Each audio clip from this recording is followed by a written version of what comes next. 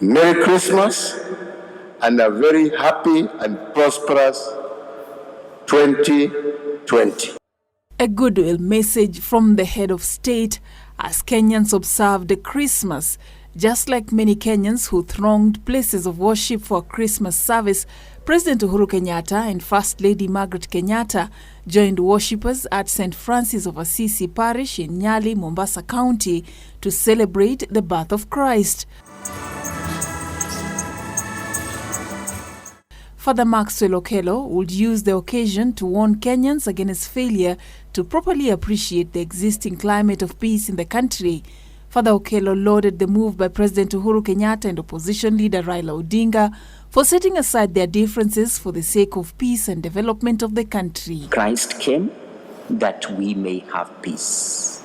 And we appreciate, particularly in our country today, after the handshake, we've had some relative peace. I pray that we don't take it for granted. Sometimes if you get used to something, you might take that's normal. Unless we work for peace and we pray for peace, it may not come automatically. So brothers and sisters, as we reflect on this year's Christmas, this is my message to you. Let us try to pray for and maintain the peace in this country, because it will help us not only to progress further, but also to live in harmony like with everybody else. God does not discriminate against anybody. That's why his son came for all of us, regardless of race, language, color, or whatever.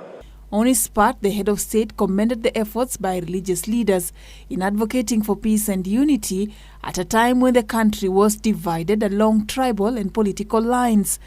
Kumshukuru sana baba parokia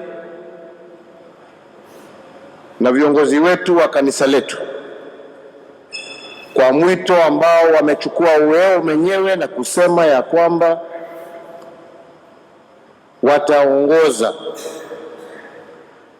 kama Wakatoliki, kama Wakristiano, kama Wakenya, na mwito wetu wa kuweka Wakenya pamoja, tuishi pamoja kwa amani.